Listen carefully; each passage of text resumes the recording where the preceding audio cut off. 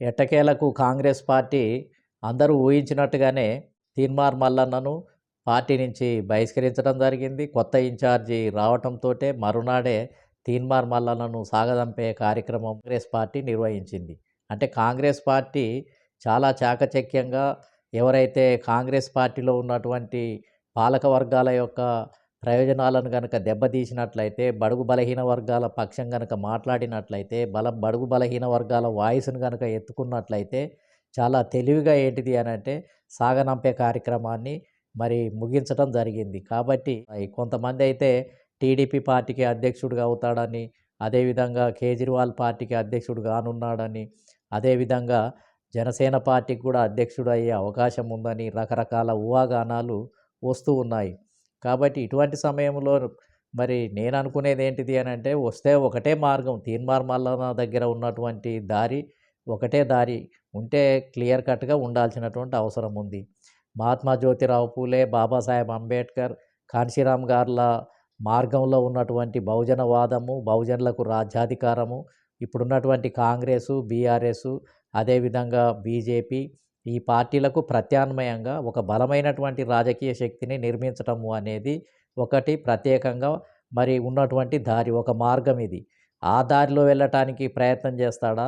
లేదు అని అగ్రకుల పార్టీలు అంటే శూద్ర అగ్రకులాల నాయకత్వంలో కమ్మ, లేకపోతే అదేవిధంగా ఈ కాపు, లేకపోతే ఇతర కేజ్రీవాలు, లేకపోతే ఇలాంటి పార్టీల మళ్ళీ నాయకత్వంలో చేరి అందులో ఏంటిది అనంటే సగము బీసీ వాదము, సగం ఓసీ వాదము, లేదంటే సగం బహుజన వాదము, సగం ఏంటిది అనంటే శూద్ర అగ్రకులాల వాదము. బహుజన వాదమా?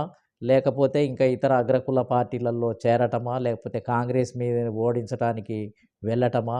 కాంగ్రెస్‌ను ఓడించే దిశలో మళ్ళీ ఏంటిది అనంటే ఇంకొక అగ్రకుల పార్టీకి మద్దతిచ్చి మళ్ళీ కాంగ్రెస్ పార్టీ మీద కసి తీర్చుకోవటమా? ఇదంతా కూడా మరి ఏం జరుగుతుంది అనేది భవిష్యత్తులో వేచి చూడాల్సినటువంటి అవసరం ఉంది. ఈ రాష్ట్రంలో కాంగ్రెస్ పార్టీలో ఏదైతే మొదటి నుంచి గత 78 సంవత్సరాల నుంచి ఏదైతే జరుగుతూ ఉన్నాయో, బడుగు బలహీన వర్గాలను అణిచివేసే తతంగం ఏదైతే జరుగుతూ ఉందో, అది ఇప్పుడు పరాకాష్ఠకు చేరినటువంటి పరిస్థితి ఉంది. దాన్ని ఎవరో ఒకరు ఎండగట్టాల్సినటువంటి అవసరం ఉంది.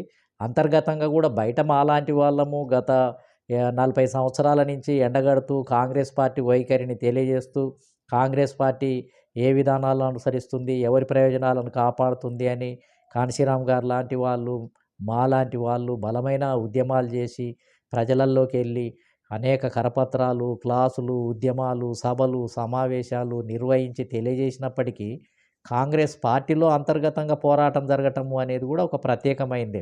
అనేక నియోజకవర్గాల్లో, జిల్లాల్లో కూడా అక్కడక్కడ 4వ శ్రేణి నాయకులు, 3వ శ్రేణి నాయకులు, జెడ్పీటీసీలు, ఎంపీటీసీలు కూడా బలంగా ఏంటిది అనంటే కాంగ్రెస్ పార్టీకి వ్యతిరేకంగా గళం విప్పినటువంటి పరిస్థితి ఏదైతే ఉందో అది మంచి స్వాగతించాల్సినటువంటిది. కాంగ్రెస్ పార్టీ తీసుకునే నిర్ణయాలను కూడా ఎప్పటికప్పుడు ఖండిస్తూ ఎండగడుతున్నటువంటి వాళ్ళు కూడా కాంగ్రెస్ పార్టీలో ఒక నలుగురు, ఐదుగురు మాట్లాడుతున్నటువంటి పరిస్థితి కూడా ఉంది. అది మంచి వాతావరణమే. దాని ద్వారా మరి ప్రజలకు ఇంకా ఎక్కువ విషయాలు తెలవటానికి అవకాశం ఉంది.